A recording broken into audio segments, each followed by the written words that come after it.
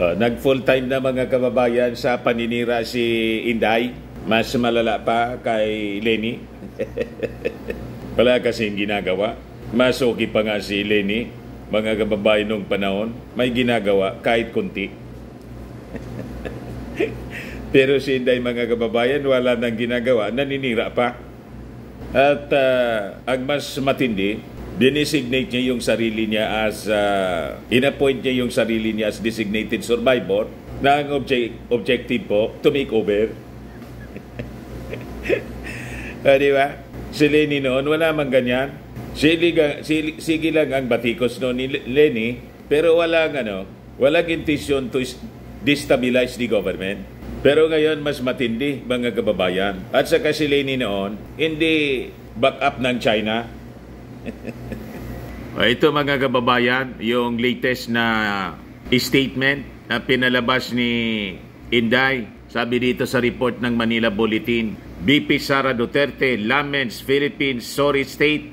We deserve better. Ang ibig niyang sabihin siguro, nang we deserve better po, siya yung mas magaling kaysa sa ating Pangulong Bongbong. Malabo po. Malabo pa sa sabaw ng pusit, mga kababayan. So yan po ang kanyang pinalabas. Official statement po siya. Mensahe para sa aking mga kapatid na Muslim. Office of the Vice President. Dito niya siniraan yung ating gobyerno as if may maganda siyang contribution. Naging parte siya ng administrasyon, mga kababayan, ng UNITEAM. Binigyan siya ng trabaho, ng assignment as DepEd Secretary. Hindi man niya nagawa yung trabaho. Ngayon, may lakas ng loob, mga kababayan. She's that girl na bumatiko sa ating gobyerno at sabihin, we deserve better. Kapal talaga niya, Mr. Maravillas. Talagang makapal. Anong karapatan mo na magsalita ng ganon? Na mismong kayo po, hindi ninyo nagawa yung assignment ninyo. At ngayon, sige lang ang kobra ninyo ng sweldo. At may reklamo pa na binawasan yung kanyang security. Yun pala, mga kababayan, may naiwan pang 400 na security personnel sa kanya. Yan po. At saka, yung gastos niya in 2 years sa kanyang security po, 500 million, more than 500 million, 500 million pesos. Yan po ang dapat na tuligsain, mga kababayan. Pero yung pamamahala ng ating gobyerno po, ng ating Pangulong Bongbong Marcos, walang karapatan po si Inday at yung mga Duterte na magpuna. Tama po, mga kababayan. Yan ang sabi dito po sa balita ng Manila Bulletin ngayon.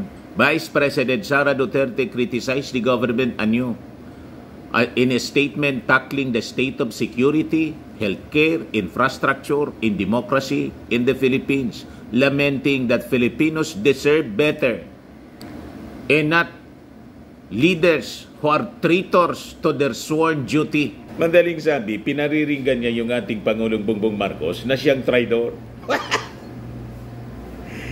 Ang traidor po, yung no comment sa West Philippine Sea issue, yun ang totoong traidor. Ito po yung full message niya.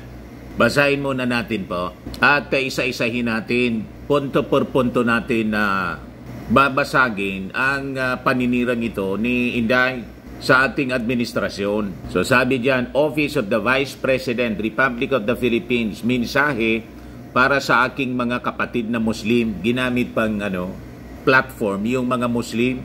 Sa aking mga kapatid na Muslim, nais kong ipaabot ang aking taos-pusong pasasalamat sa aking mga kababayan na kabilang sa 6 na Muslim tribes mula sa Davao City.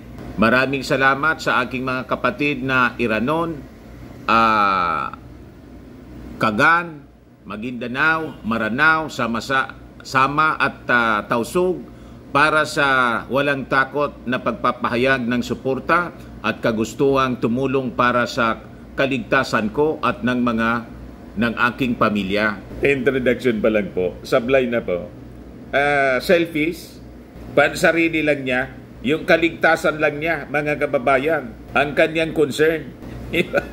Hindi pa makontento sa 400 na security niya na yung ginagastos pala, mga kababayan, in 2 years, ang ginastos po, more than $500 million pesos, sabi ni Atty. Gadon, based on records. May may gana pang magreklamo, siya na yung may pinakang malaking security, mas malaki pa, mas marami pa kaysa sa ating Pangulong Bongbong.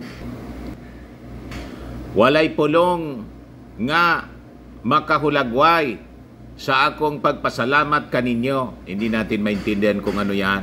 Ngunit sa puntong ito, sadyang hindi ang aking seguridad ang mahalaga, kundi ang kaligtasan ng ating bansa. Kung hindi mahalaga yung security mo, kaligtasan ng bansa iniisip mo, bakit ka nagrereklamo at walang tigil sa pambabatikos kay General Marbil ng inyong mga supporters, yung inyong mga nausog vloggers? Di ba? So iba yung sinasabi ninyo sa totoong pinapakita ninyo mismo at ng inyong mga kasama. Sabi niya, ang Pilipinas ay pinamumunuan dapat ng mga taong may malasakit at kakayahan para itaguyod ang malinis na pamalaan at pagunlad ng bayan. Subalit ang Pilipinas ngayon ay pinamumunuan ng mga taong walang katapatan sa trabahong sinumpaan. Kaya ang tanging nananaig sa atin ay takot para sa kinabukasan ng ating mga anak. Parang yung sinasabi po ninyo, mas nababagay pong sabihin habang nakaharap po kayo sa salamin.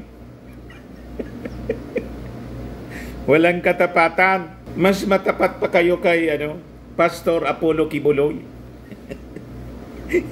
Di ba? Laging may statement kayo pagdating kay Pastor Apollo Kibuloy. Kaysa sa issue sa West Philippine Sea, no comment palagi.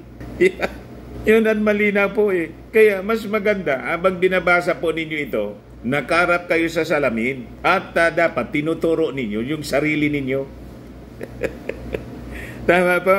Sabi pa niya, ang Pilipinas bilang isang kapuluan, dinadayo ng bagyo taon-taon, may komprehensibong plano dapat at mga matatag na infrastruktura laban sa kalamidad.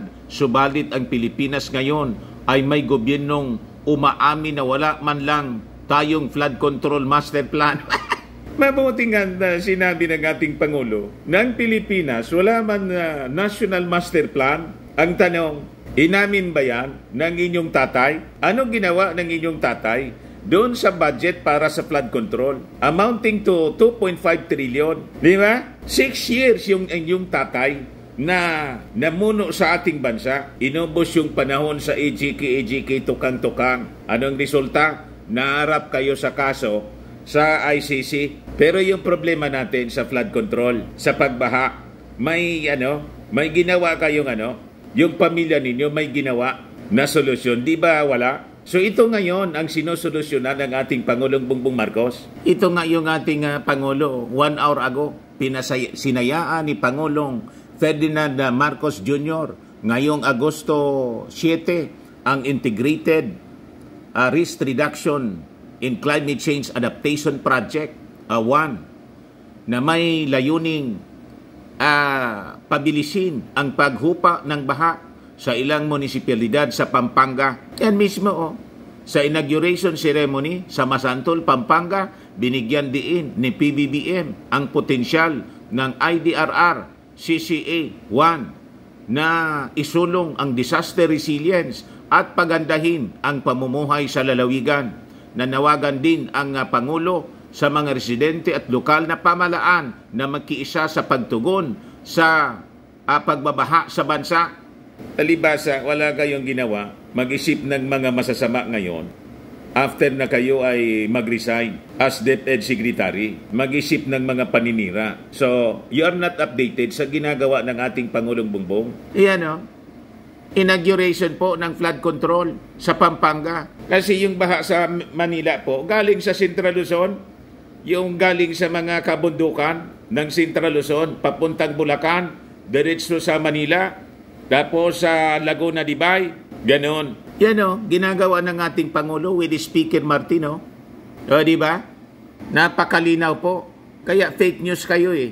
Yan ang flood control project sa Central Luzon, sa Pampanga. Yan ang ating Pangulo na sinasabi ng mga kasama mo na bangag, malayong malayo ang itsura sa pagiging bangag. Ikumpara ninyo mga kababayan, sino ang malinaw na bangag? Ngiwi. Yan, tingnan ninyo ang ating Pangulong Bongbong Marcos. Matikas, makisig yung itsura. Malayo dito. You see? Kaya walang maniwala po. Yan ba ang itsurang bangag? Kaya walang maniwala sa inyo. 16% na lang mga kababayan ang naniniwala sa mga Duterte. 36%. Mas lalong lumipad ang sumusuporta sa ating Pangulong Bongbong Marcos. Kaya itong paninira po ninyo, Inday, hindi ito obra. Lalo itong magpapalubog sa inyong pabulusok ng ratings. Yan po, malinaw po sa survey ng Okta Research. 36 Marcos supporters. Yan, 36% ang sumusuporta sa ating Pangulong Bongbong Marcos. 16% na lang sa inyo. Yan Pro Marcos higit na mas marami kaysa DDS sa nilabas na Okta Research na survey noong June 29 to July 1. Nakitang mas marami ang mga Marcos supporters na may 36% kaysa sa mga DDS na 16% lamang. Kaya ituloy po lang yan na paninira sa ating Pangulong Bongbong Marcos. Sigurado, pagdating ng 2028, negative na po yung ratings ninyo. Ang lilipad ng ratings po, si Martin Romualdez kasi kasangga ng ating Pangulong Bongbong Marcos sa pagpapaunlad ng ating bansa. Kayo, full-time sa paninira na. Malinaw na fake news po yung mga sinasabi ninyo. Hindi man po totoo. Sabi pa niya rito, ang Pilipinas may healthcare system. Dapat na totoong mapapangalagaan ang kalusugan ng bawat Pilipino at maibsan ang mga gastosing medikal tuwing darating ang sakuna. Subalit ang Pilipinas ngayon ay may PhilHealth na imbes na paigtingin ay kukunan pa ng pundo upang magamit sa mga bagay na walang kinalaman sa kalusugan ng tao. Nagagawa po ng issue si Inday. Ang Pilipinas may mga representante sa Kamara dapat na nakakaintindi sa totoong sanhi ng kakulangan sa police to population ratio, that the shortage is a figure that cannot be solved during our lifetime due to the annually ballooning population and lack of budgetary resources to hire more personnel. Yan nga po ang rason kung bakit binawi yung 75 PNP personnel na nakadetail po sa inyo. Kasi unang-una, sabi ni PNP Director General Marbil, wala man kayong threat. Pero may 389 security personnel pa rin kayo or nearly 400 military and police officers. Sabi po ni General Marbil, you see, the country should have representatives who understand that in order to fully address the shortage, there is a need to leverage available technology and leapfrog into the future where policemen are armed with the best security products that do not require their physical presence all the time. Subalit ang Pilipinas ngayon ay may representante na imbes na magpasa ng makabagong batas ay nagpupumilit sumausaw sa issue ng iba. Sablay na naman po si Inday. Kayo po ang sausaw ng sausaw sa issue na hindi man dapat ninyo pinakikialaman. Simula pa ng DepEd Secretary kayo. Kaya nga wala kayong achievement sa DepEd. Pagkatapos, noong kasagsagan ng Karina, lumipad kayo pa Germany. Hindi man lang pinagpaliban para sumaklolo sa mga lumubog sa baha. Tapos tahimik kayo sa mga gawain ninyo. yung Congress po, pwedeng sausawan ang lahat ng kasi may mga committee sila. Tulad ngayon, nag-iimbestiga sila tungkol sa Pogo, tungkol sa human rights violations ng tatay ninyo, sa issue ng droga, in aid of legislation, hindi yung in aid of destabilization, tulad ng ginawa ng kaalyado ninyong senador. Pagkatapos, hindi na ipinagpatuloy yung PDEA leaks investigation. Kasi imbes na madiin yung Pangulo, ang nadurog yung testigo ninyo, si Morales. You see? O ngayon may bago na naman kayong ginagamit ang nausog group ninyo. Si Cathy Binag, sige ang panira. Kaya yung challenge natin kay Bato, ipatawag ninyo para mag-isa sa Senado. Tingnan natin kung tatayo yung kanyang testimonya. Di ba? Hindi yung pa-interview ng pa-interview, Carmarli ka. Tapos during the investigation ng PDEA leaks kay Morales, na hindi umayon yung script, inaway ni Bato si Marlica. Binanatan kasi ni Marlica si Bato kasi hindi umayon sa kanilang script. Yung pagtatanong ni Bato, nadurog po yung testigo. O ngayon kasama na ninyo sa rally-rally ng nausog.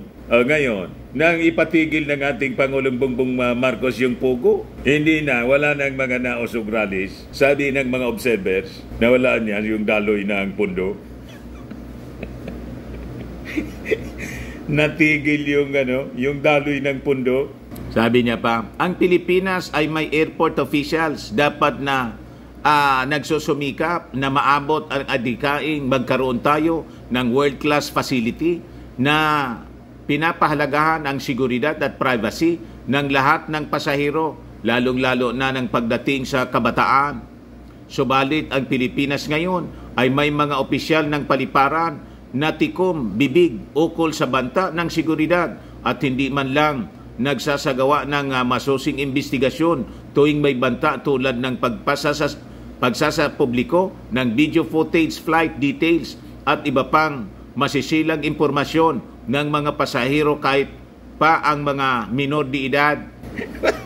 Ito yung kanyang sinasabi mga kababayan kasi may nag-share sa media ng kanyang picture na pumuposlit po outside of Philippine Area of Responsibility sa kasagsagan ng Bagyong Karina, kaya nagagalit siya. Public official po kayo. Dapat yung mga travel po ninyo, pribado po, alam ng mga mamamayang Pilipino kung saan kayo pupunta. Di ba? Bigla na lang kayong pumuslit. Kaya kayo nagagalit kasi nabuko kayo.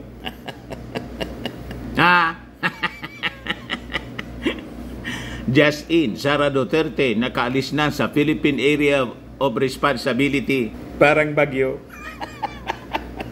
Kaya kayo nagagalit. Tapos pumunta pala kayo doon sa meeting ng nausog sa Germany. Di ba? So priority ninyo yung destabilization ng nausog sa Marcos administration kaysa sa kalagayan ng mga nalubog sa baha dahil sa bagyong si Karina. Huwag kami inday. Sabi pa niya, ang Pilipinas bilang malayang bansa ay tumitindig dapat laban sa mga panghihimasok ng mga dayuhan sa ating mga domestic affairs. Subalit ang Pilipinas ngayon ay dali-daling yuyuko at susunod na lamang sa anumang kagustuhan at pangingialam ng mga banyanga tulad ng ICC.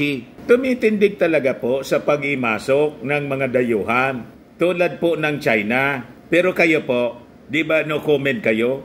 Pagdating naman po sa ICC, may karapatan po yung ICC. Kasi yung investigasyon po na ginagawa, yung outside doon sa sa panahon, hindi outside, doon sa panahon kung saan member pa tayo ng ICC. So may karapatan sila na mag-imbestiga nung member pa tayo. Tama? At saka yung Interpol po, may obligasyon tayo sa Interpol.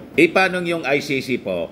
Sinik yung help ng Interpol. Ang sabi, yung Interpol yung magse-serve ng warrant of arrest. May obligasyon tayo sa Interpol. Hindi pa pwede nating i-compromise yung future natin dahil lang sa personal ninyong mga demands. Unang-una, kung hindi nagmalabis yung tatay ninyo po, di wala sanang problema kayong kinakarap ngayon. Pati yung inyong kaibigan si Pacquiao.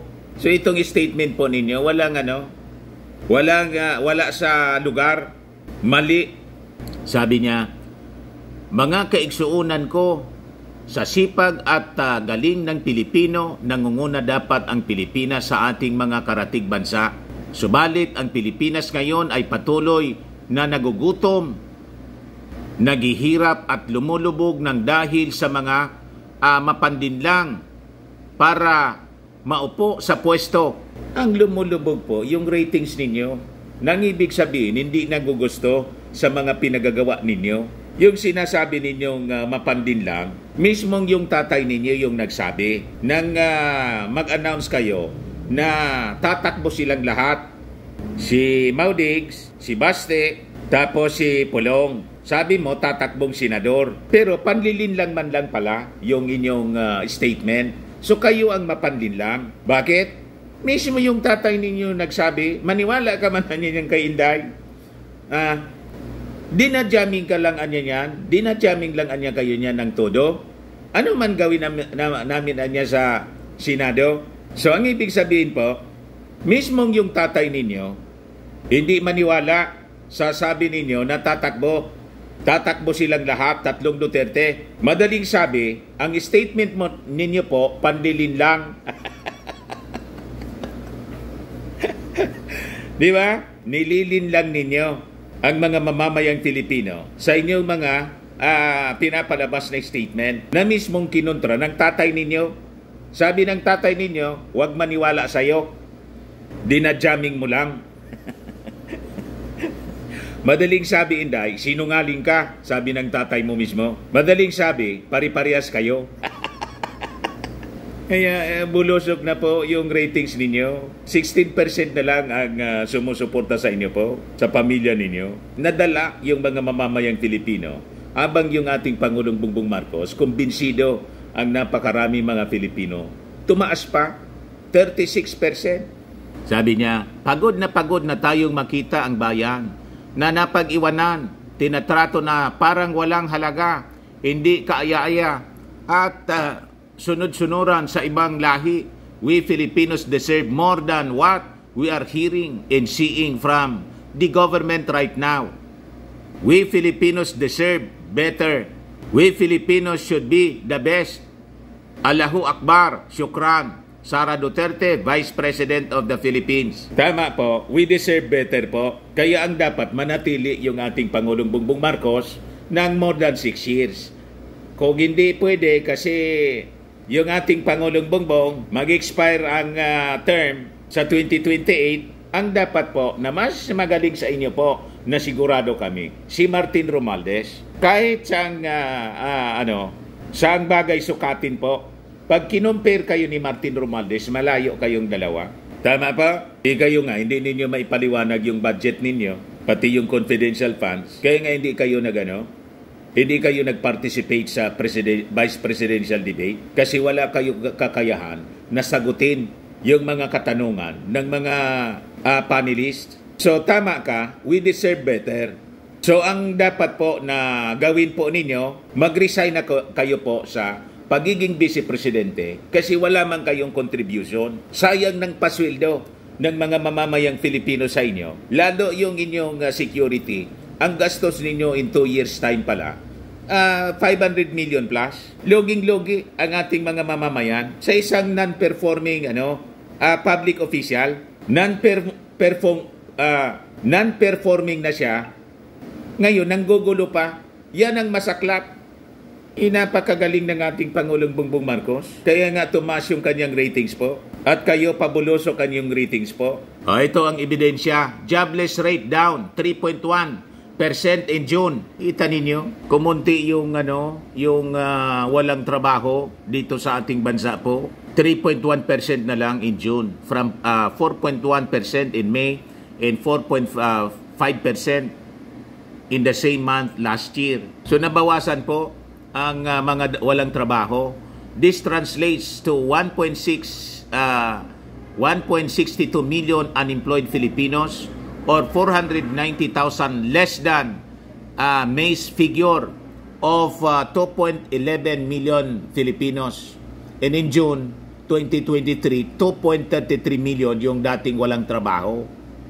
So, reflecting a year-on-year drop of 710,000 unemployed individuals. Tumaas na rin po ang employment rate which increased to 96.9% from 95.9% in May and 95.5% in the same month last year. So yung mga individuals, mga kababayan na may trabaho na, umabot na sa 50.28 million. Higher than last year's 48.84 million. And in May's 48.87 million. Kaya tahasan nating sinasabi, yung statement ni Inday po, false, baseless po, fake news. Dala lang ng kanyang ng kanyang galit, mga kababayan. Ang sinimula nito yung confidential funds na tinanggal. Doon nagsimula, mga kababayan. Pero ang ating Pangulong Bongbong, mga kababayan, hindi niya pinapansin yung mga paninira ng mga Duterte, ng mga nausog. Lalo na ngayon, si Inday, hindi man yan sasagutin po kasi wala mang kakwenta-kwenta yung mga pinagsasabi niya. Ever since, mula pa nung ka-unity siya, wala mang kakwenta-kwenta. Pag bumuka yung bibig ni Inday po, wala kang mapupulot na mabuti. Pati sa kanyang tatay at sa mga kaalyado niyang mga politiko, wala tayong mapupulot na mabuti sa kanila. Wala tayong papakinabangan sa kanila. Lumalabas sa kanila puot at inggit, mga kababayan, sa ginagawa ng ating Pangulo. Kaya walang tigil na sila sa paninira. Ito yung ating Pangulo. Turnover ceremony of various operations and maintenance equipment sa NIA po. Kanina lang to, ina niyo, mga heavy equipment po siya. Napakarami. Yan ang ating presidente. Kasama siyempre si Martin Romualdez at yung mga members ng cabinet and Congress. Yan po, mga trucks and mga heavy equipment. Yan turnover ceremony of various operations and maintenance equipment of the National Irrigation Administration, Global Construct City, Mexico, Pampanga. Kahapon pala to. Ay ngayon, August 7 pala ngayon. O di ba? Nakakatuwa, mga kababayan. Kaya masigabo ang pagsalubong sa kanya. Mainit at masigabong palakpakan palagi yung mga tao. Ang katuwang niya, si DA Secretary Laurel, tapos si Speaker Martin siyempre. Yan po, mga kababayan, turnover ng key. Thank you very much. Now, representing the beneficiaries from Mindanao, here to accept the key for the various equipment is Regional Manager Diosdado Rosales of NIA Region 12. Buong Pilipinas siya po, mga kababayan. Kaya lang yung turnover ginawa doon sa Mexico, Pampanga. Thank you, Mr. President, and congratulations to all our beneficiaries. Now we have Agriculture Secretary Francisco Q. Laudel Jr. to introduce our guest of honor. Live galing po sa RTVM. President of the Republic of the Philippines, His Excellency Ferdinand R. Marcos Jr. Pakinggan natin yung ating Pangulo. Maraming salamat sa ating kalihim napakasipag ng Department of Agriculture, Secretary Kiko Laurel, sa iyong pagpakilala. Please magsiupo po tayo. Nandito rin po the House Speaker who was instrumental in malayo pong bangag. The budget. Tingnan niyo yung itsura, napakakisig po. Restored so that to do this. Di ba, mga kababayan? At pasalamat tayo sa ating House Speaker, Speaker Martin Romualdez. Andito rin, siyempre, kailangan natin batiin ang ating NIA Administrator, Engineer Eddie Gillian. Andito rin po ang ating Pampanga Governor, Governor Delta is also here. And together with the Vice Governor, Vice Governor Nana Baby Pineda, Municipal Mayor of Mexico, Pampanga, Mayor Redencio Gonzalez, and of course, ang talagang pinuntahan natin dito at kayo talaga ang magiging aming inaasahan na tutulong at gagamitin lahat itong mga gamit na ito at gagamitin para mas pagandahin ang ating irigasyon, ang ating patubig sa buong Pilipinas, ang ating mga Irrigators Association at ang ating farmers beneficiaries. my fellow workers in government, and of course, our partners in the private sector, ladies and gentlemen, magandang umaga po sa inyo lahat. Today, we witnessed the turnover of the second tranche of the operations and maintenance equipment under the National Irrigation Administration 3-year refleeting program. Itong programang ito, this is a realization of our commitment to the efficient and effective functioning of our irrigation systems. This goes beyond the provisions of just the provisions of new machinery. It also empowers our NIA regional offices, the irrigators associations, our farmer beneficiaries to ensure the sustainability of our irrigation systems to avoid losses and to promote more efficient use of water resources that will in turn produce better and more crops. Last December 2023, we distributed 141 units of excavators amounting to an estimated 776 million pesos. That was the first tranche, turned over to the 17 NIA regional offices. Grabe Now, po. these Ang dami. equipments are now being used for the rehabilitation, preventive maintenance, and repair of irrigation facilities. Today, we distribute 148 units. 148? Such as excavators, dump trucks, tractors with trailers to the NIA regional offices around the country. Tindi. By 2025, we will roll out the third tranche of equipment amounting to around 1 billion pesos. Kaya fake news si Inday po? Wala eh. This investment in our Nanira lang irrigation siya. infrastructure attests to our unwavering commitment to supporting the backbone of our economy, the agricultural sector. Through our refleeting program, we can instantly repair and build more irrigation facilities that were damaged by natural calamities, stand strong against the challenges of shifting climate change. Anong walang ginagawa sa flood control? We are still recovering from the onslaught of Typhoon Karina and Buchoy. Of course, the provision of these machineries is just one of the NIA's efforts to ensure food security.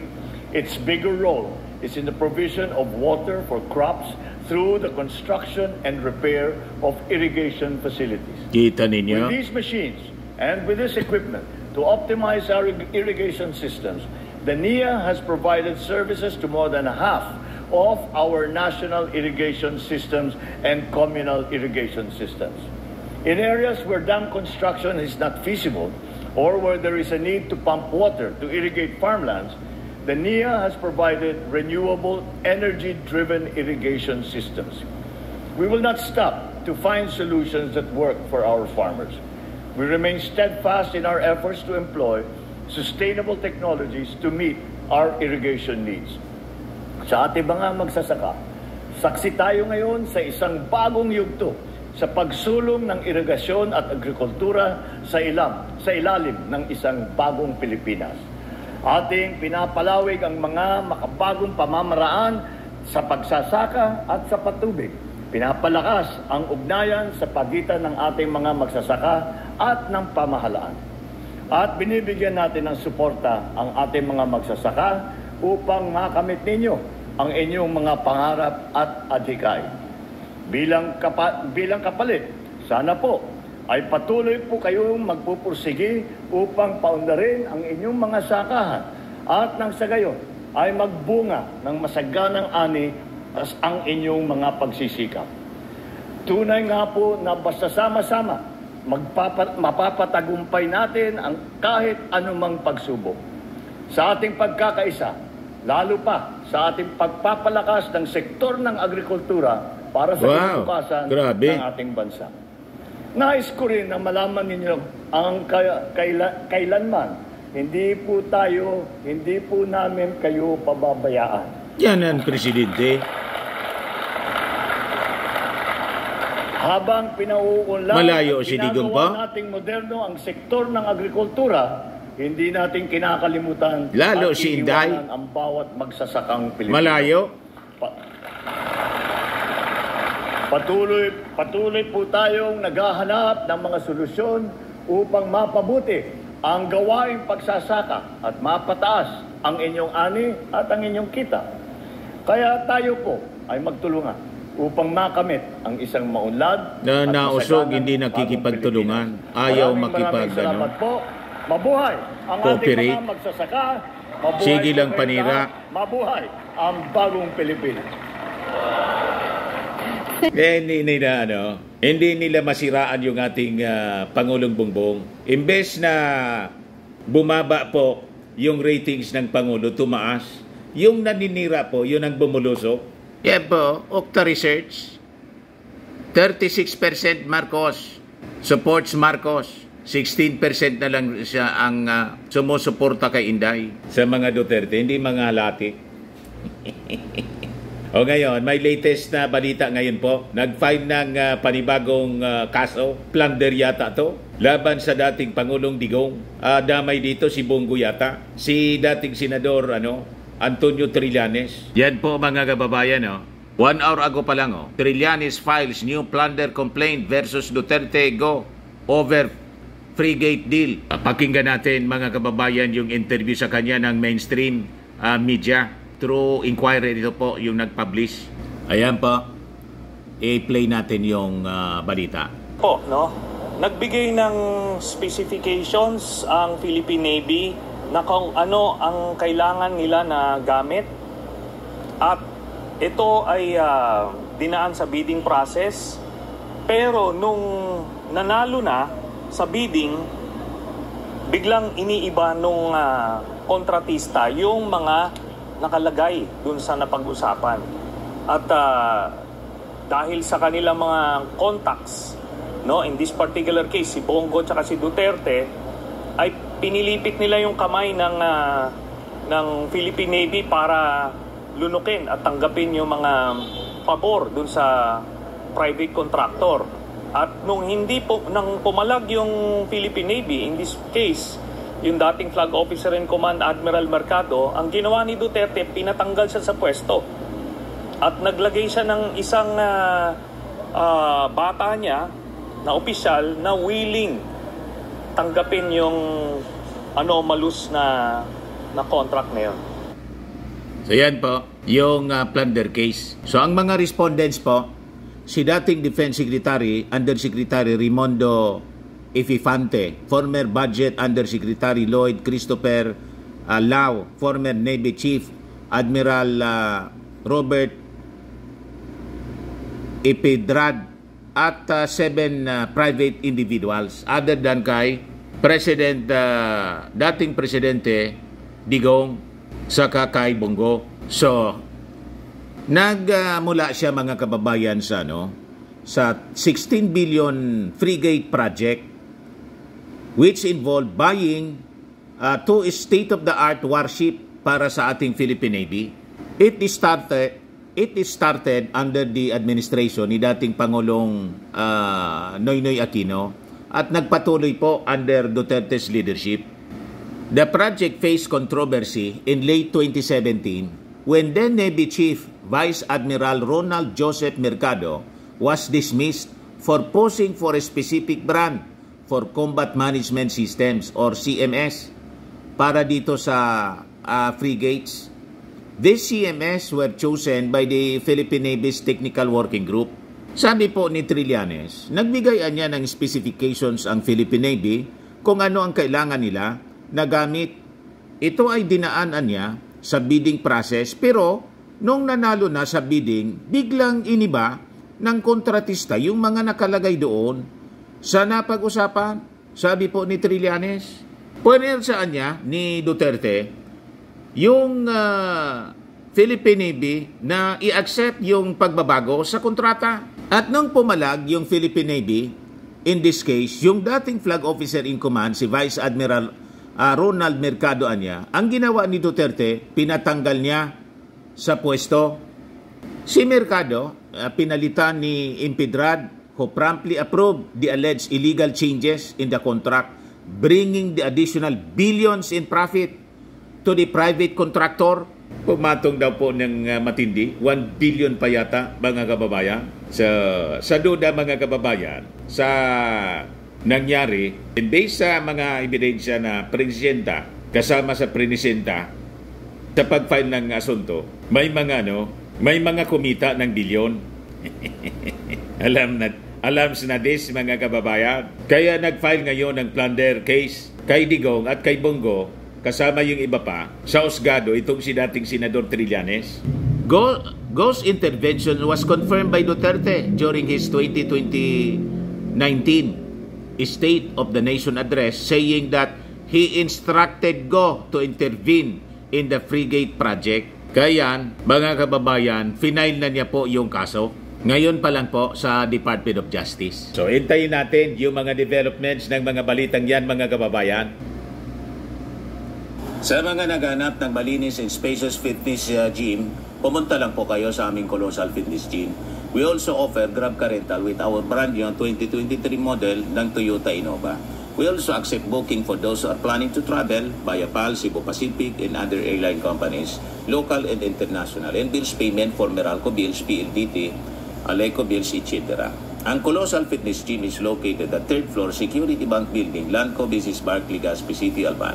For inquiries, look for Gilon Maravillas, contact number 0966-802-0949. Yan po yung aming Innova. Lagi na pong matao sa amin. Dumami na po yung mga foreigners. So, mga taga-Denmark po sila. Di ba? Yan, mga kababayan, yung aming mga pugi na mga, tawag dito, mga clients, umaarte-arte sila. Ito naman po, mga British tourist sila. Ito, Indian National. Ito naman po yung bago naming product na binibenta online, iGlow Serum. Whitening po siya galing sa South Korea. Tingnan niyo yung epekto sa aking anak na architect and entrepreneur. Yung mga inquiries niyo, dumiritso na lang kayo sa kanyang Facebook, Riz Maravillas. Ito naman po, Firmax Firming and Lifting Cream. Pinapahid po ito sa mga pulses in affected area. Mainam po ito sa mga pains at mga paninigas na mga kasukasuan. Ito, Automax Radiant Serum. Sa mukha naman yung application. Anti-aging po siya. You will look 10 years younger than your age. Sa mga cancer patients naman po, baka lang gusto ninyo itong itry. Nengxia Red Mix Fruit Drink. Hindi man po siya gamot, food supplement siya. Kaya lang, gawa siya mga kababayan sa goji berry. Yung goji berry, may anti-cancer properties. Yung mga inquiries ninyo, dumiritso na lang kayo sa aming messenger sa Facebook para masagot namin agad. Ayos pa? Ayan man lang po, mga kababayan. Ako po si Dante Maravillas. Bye-bye. God bless.